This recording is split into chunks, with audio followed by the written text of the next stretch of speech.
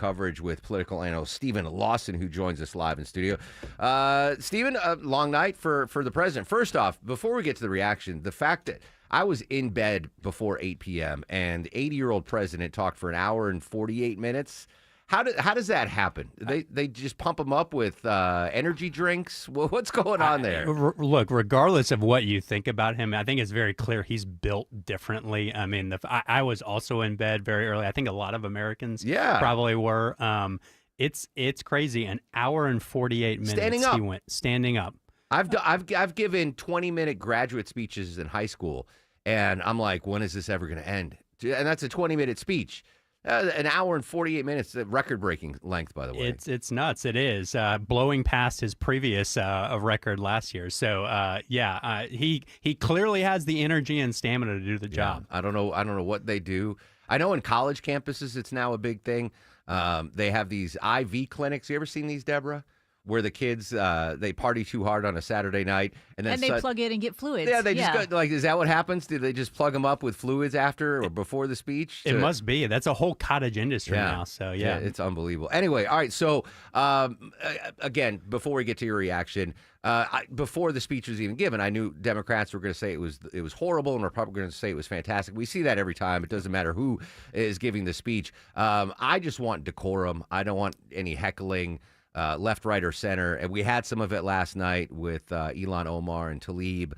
We had Al Green, not the singer, get ejected for the second speech in a row. But aside from that, these speeches, no matter who's the president, whether it's Trump or Obama, we don't really remember the speech as much as we remember other stuff that happens, like Pelosi ripping up the script. Like, do you remember the speech that was given? Like, I mean, these are important things for the United States, but at the end of the day, in 48 hours, do we remember anything? On to the next news cycle.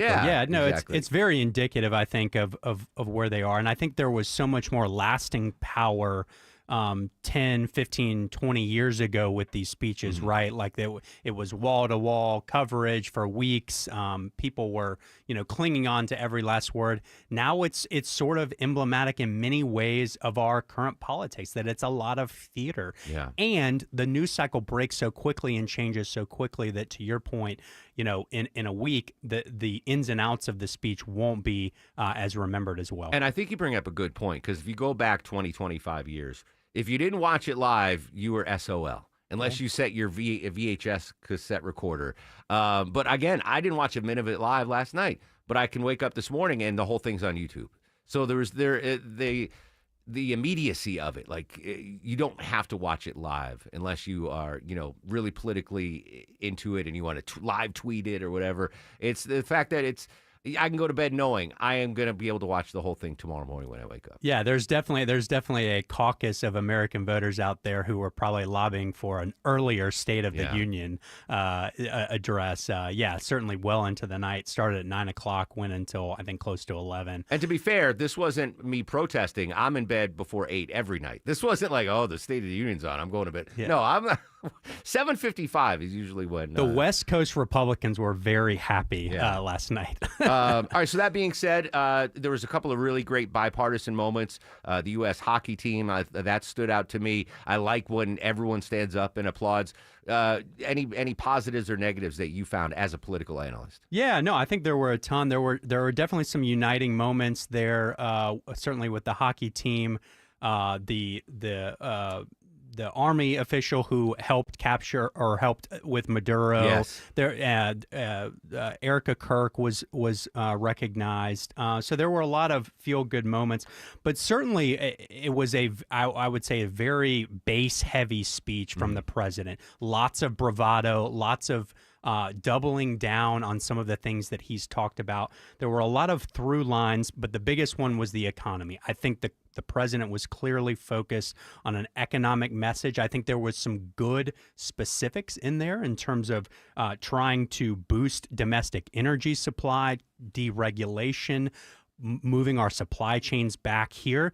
But then there are also some question marks, again, doubling down on this notion of tariffs immediately after the Supreme Court overruled his authority to do so. So it was a mixed bag, but there's clearly a path forward for the president here, and it's clear he's focusing on the economy. There was a lot of talk about the economy and the president checking off what he has done for the economy. There are some fact checks on how good this economy is compared to what they are in prior administrations. But did he show enough empathy or any empathy to the folks that, all right, the stock market's at all-time high, which is fantastic if you got a retirement fund, but the energy costs are high, grocery costs are high, cost of housing is still high. Was there enough empathy from the president to the everyday American watching last night? I don't think so. And I think that was a really big missed opportunity for him because as well as some of the metrics that he's talking about in terms of the stock market, there are some prices in some sectors that are coming down. Obviously, people's 401ks are doing well, but there is this disconnect, Mark, right, where people are still feeling the pinch on gas, groceries, and affordability. Now, without saying it and without giving some of that empathy off, which I think is really important, and it was a missed opportunity for him, he did talk about some specific things where it's clear that is on the top of the White House's mind, even if they're not saying it, talking about that energy production. We know energy prices are high, utilities are high, gas is continuing to be a nagging problem. He talked about healthcare and prescription drug prices, trying to rein those in. Trump RX. I didn't name it. I promise you. I didn't come up with Trump RX. That was a fun line. And talking about some of the permitting process, speeding up those things to get the cost of doing business and permitting regulation down. Yeah. I think those are all really good things, but the connection there, I think, needed to be, we hear you, we see you, this is what we're doing. It's one of the critical... that line right there would have been perfect. What you just said would have been right on the nose. Absolutely. And it's one of the, I believe, the critical mistakes that Joe Biden did not do. They continued to talk about Bidenomics as inflation was crushing people. There's got to be that empathy. I think that's one of the reasons Joe Biden lost and Donald Trump won. They've got to meet somewhere in the middle on that message. I'll tell you what, I had a bone to pick with President Trump. He jumped into my lane last night. I'm going to play some audio. Stay in your lane, President Trump. Data centers is what I talk about. We're telling the major tech companies that they have the obligation to provide for their own power needs. They can build their own power plants as part of their factory so that no one's prices will go up. And in many cases, prices of electricity will go down for the community. Apparently, listen, I've been talking about data centers. My boss probably thinks too much, but obviously it's a nationwide issue, and so much so the president referenced it in the State of the Union. It is. It's an issue that's front and center. It ties into so many areas. It ties into energy prices. It ties into this artificial intelligence boom. Here in Georgia, the Public Service Commission and the General Assembly are both looking at measures to codify what the PSC did, which is say large load customers, i.e. data centers, have to pay their fair share. They have to pay for the infrastructure. They've got to do some of these things. I'm glad you said data set because you said large load customers and pointed right at me. I was about to get offended, and then you said data centers, not just me. Bringing it local. A lot of stuff obviously going on at the Georgia House. What's the latest on the education bills? We talked earlier with Deborah about the high school cell phone ban. What else do we need to be paying attention to? Yeah, that was a big one that passed out of the Georgia House of Representatives yesterday. Obviously, last year, the General Assembly and the governor signed into law a ban on K through 8 cell phones in class. Now, this bill this year would expand that into high schools.